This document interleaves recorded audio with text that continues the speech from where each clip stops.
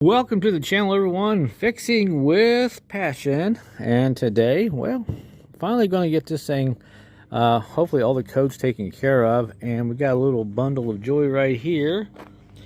Had an evap part we had to order. We had a code for an evap sensor on these things. The Trailblazers, the Envoys, they all are on the one side of the engine.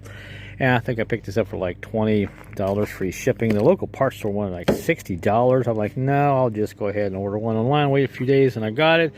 And look at this thing. It is just covered in all kind of tree debris or whatever. It's been rough the last couple of weeks. Well, had a lot of rain. We're in May. It should be in the 70s. This is the first day we've had some nice weather, so I'm going to have to get this thing cleaned up and all that. But anyway, we'll go ahead and get in here and show you what's going on. I'll hook the code reader up real quick. We had two issues with this thing. We had the evap light coming on, and also I had the oxygen sensor. I got that finally figured out, and I'll show you what I did to that.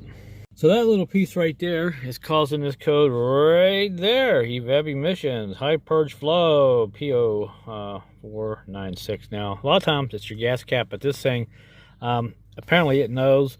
The little sensor inside the purge valve, well, it's not opening and closing the valve, so somehow it knows that it's not getting any flow. So that's what we're going to deal with probably here in a few minutes. So that's what we're dealing with for now. All right, so let's go ahead and get our purge valve out. Yeah, I need some clear coat. I got a can of clear coat. We're going to fix all this up a little bit later in the spring. But this guy right here sits down here on the engine block on the side, right down there. And if you look close, let's see, right about there. If you look closer, I got a couple of things unhooked that go to it. There's one piece. Oops.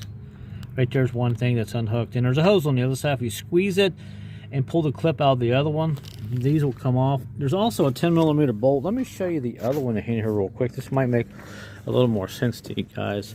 There's lots of videos on YouTube about this. If you take the 10mm bolt out here, you can take this entire thing out, or if you got the patience, you can try to wiggle it off of that. And it's kind of tight down there, but I just took the whole thing off at one time. Now, if you want to verify and see if this thing is actually bad, what you could do is just unhook these lines with your fingers, try to get them off, and just run a cheap little hose down there, vacuum line, and blow on it.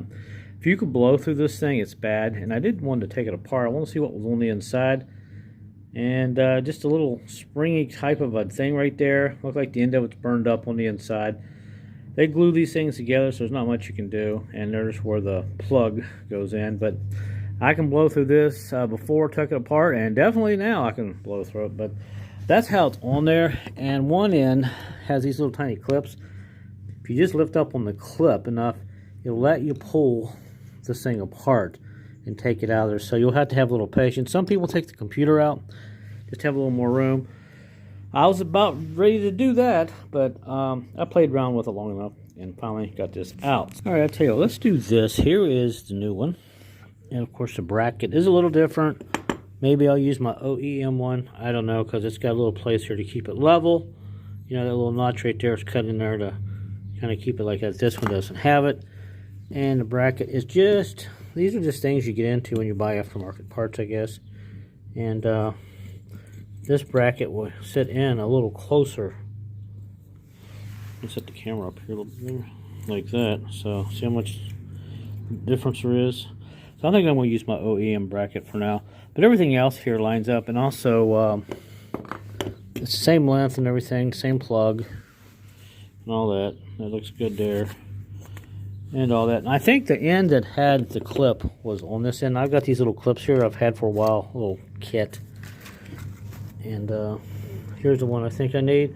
I think it went on this end here, but I'll put all this back on the Envoy, slide the hoses together, and then we'll just shove the clip in there. But for now, I want to change out this bracket and get that on there and start it and see if my purge light goes out. Alright, so I just took my little screwdriver here, kind of bent this up like that, and it'll push that off like that. Alright, you're out of here. And now, I'll take my rusty one here, And I took a screwdriver and kind of bent that centerpiece, and hopefully this will accept it. I may have to use both my hands to push it down on there, but yeah, it should go. So let me use both of my hands here. Alright, got it in there. I know it's a little rusty, but at least that clip is bent down in there enough where it ain't coming off. And you can see there's a difference here between one I bought and my OEM one. See how far it still would stick out? So I don't want it sticking out too far from the side of the engine block, because these lines, you don't want them to get kinked or anything. Alright, so that's good. All that for that. So now let's go ahead and put this in, and we'll hook everything up and see how it operates. Hopefully I'll clear the check engine light and it won't come back on. Alrighty, I think you can see where it goes. If I move this line here, there's one end of it right there, and right there the other black end is the other end that we got to just hold it there and snap it together, hook the wire up, and it goes in like that. I'm just going to put this in off camera. It's not too bad here working, but if you don't have any patience, then you can just unbolt the computer, get all this stuff out of the way. And remember, if you do all that, you're going to have to let your car get used to all these shift habits, adapted points, and all that. So yes, go ahead and get that in down there. Okay, well, no, that's a fail. That ain't gonna work, because once I got this bolted on there, I can't slide this hose on because there's a piece of metal down there, and that hose has got an elbow in it, and it goes straight over this, and I can't get over that without, get that over that without breaking this. So I'm gonna have to slide this hose on first, then bolt this back up. That way that elbow is in there with that bracket down there. I don't know what kind of bracket. It might be part of the air conditioning bracket. I don't know. Then this side's easy to get to. So that's what I want to have to do, just so you know. You might want to put this hose on first, because you're not going to have any room trying to get it on down there. Alright, I got it on. Let me get my hand down here. Now you can see where my hand is right there. You see this little L? It comes down like an L right here and goes into this. You got to put that on there first for some reason, because there's not enough room to get on. Now all I got to do is slide it up on the block, then I put my bolt in it, and put this hose on it here and hook the wire up. So just so you know, hey, aren't you glad you tuned in? Nothing is ever easy as you think. Alright, we're in like Flynn, as they used to say, and all I gotta do is hook this wire up right here in the back. So I think you can see that. And this just slides on there like that, and I've got a clip for that right there, and maybe you can see that a little bit better. But all this is connected here. This is all evap lines, so I'll put the connector on the back there first, because I can get to it easier. Then I'll stick this on, and looks like we'll be almost done. Oh boy, I keep coming back and repeating myself, correcting myself. Put the clip in first, that little white clip I told you about right there. See that right where my finger is pointing? Get that on, then you hook the wire on, because the wire goes on top there like that. I have to use my other hand, and now it's all hooked up. So yeah, that clip did work. So luckily I had some of those in the garage. And that, my friends, is a wrap. So hopefully the job won't be too bad for you. And don't forget to take out your light and your tools if you got anything in there, because yep, sometimes I hear noises when I'm driving, and I'm like, well, there went my 10mm wrench. It's all done. All right, so let's go ahead and start this up and clear some codes, and we'll let it run a while and drive and see if it comes back on. It usually comes on pretty fast. Hey, let me know where you're watching from right now. All right, so let's race these guys here. Race codes, yes. Yes. Adios, amigos. Okay, all right, so let's go ahead and start her up, and we'll let it run a while. And also, I forgot to mention, I did take off the brake booster hose here just to give me a little more room in here. Don't forget to hook that up, like I just did. There, I'll put my pinchers there, pliers, or whatever you call them, and tighten that down. I think that's all we had unhooked there, just to get a little room down in there. All right, so we'll do a first start here and see how it does. It usually misses a little bit when it first starts up, because I know that was a problem. So let's go ahead and...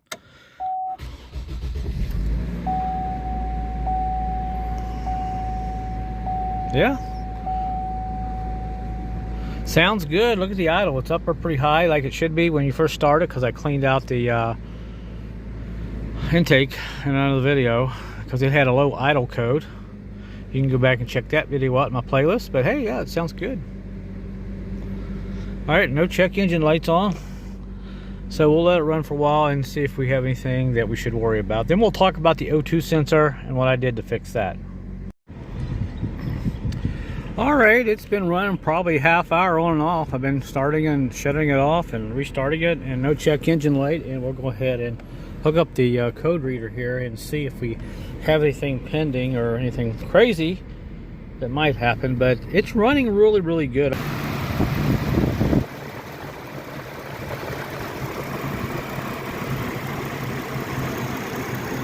Smooth as butter, and I think it's got, I can't remember the miles on this. It's 233,000 miles on it so far. So anyway, let's see what we got for codes, and hopefully everything will be good, and we can kind of wrap the video up after we talk about the O2 sensor issue that I had. And read codes, stored codes, nothing, and we'll go back to pending. No pending codes. Hey, how about that? That's, you know, by now that purge light, well, the code for the purge valve will have come on now and throwing a check engine light on, so we don't even have a pending code. So that took care of it. Yay! All right, for the O2 sensor story, real quick, you can see down there, brand new, nice, shiny one. And here the wires have come up and all that. And here was the one that was in it before. I tested the wires going to it and everything, you know, checked all the heater. The code was for the heater circuits light sensor. It would throw the check engine light on, heater circuit. And everything here was getting power. And I figured, well, perhaps this is just bad. So I went and bought another one. Now, if you notice, the wires are different on this one that was in it that was bad. For this other one, but if you look closely here, these aftermarket stuff, you really got to be careful. I mean, most of the time they work, but you got to be gentle with it. And this one kept throwing the check engine light on, so I pulled it off there. I couldn't figure out what was going on with it. Then eventually I realized one of these wires were here apart. So I don't know if that was the issue or this was still the wrong one. But what I did, I went online and rechecked, and I found one just like this with the same collaring code, wire code and everything. That's what we bought. We stuck it on here, and it hasn't been a problem since. So it looks like perhaps maybe one of these wires gotten broken or something, but these things you just never know about. But other than that, I might try to fix that back in there. Maybe someday experiment with it, hook it up real quick and see if it's going to work, and just keep it. But it says it was for this vehicle, but a lot of times when they make aftermarket parts, they really don't go by the collaring of the wires anymore. But this was an OEM one. And this one here has the same collared wires. You got, two black, white, blue. And that's what we have here, going down to that one there. Actually, you can probably see it here if I unhook that, but I don't feel like unhooking it. So that was the fix for that. So if you have a heater circuit issue code for your O2 sensor, you might just want to replace it to begin with. If it's an older one, it'll make the engine run better. But also, you might want to check all your wires, make sure they're hooked up. So if you're getting power, ground, there's a lot of YouTube videos online how to test that. But that was the only issue we had. Everything else now seems like it's going to be okay, and we're about ready to start making this a daily driver. Alright, so that's about it for the video. In closing here, the only other thing I'm going to do, I bought a used alternator because this one's got a noise. It's making a noise. This is the used one I bought. I got a brand new water pump I want to stick on it because a lot of people forget to check that water pump out here. There's a way you can do that real quick. Kind of grab the fan like this, and you see this pulley right there. If you look closely, when I do this, you can see that thing wobble and sit there, moving. Those bearings in there are getting bad, so I don't know if you can see it on camera. If I hold the camera really close, I think you can kind of see it moving there a little bit. You can kind of hear it. So that is that. Alright, so until my next video, guys, thanks for watching. If you want to see that video, let me know in the comment section. Alright, it's been about a day. Let's pull up some live data. Everything looks good. Go down to the O2 sensor so you can see short term 2, 3. Everything looks good. Everything's working, so looks like we are good to go. Yay!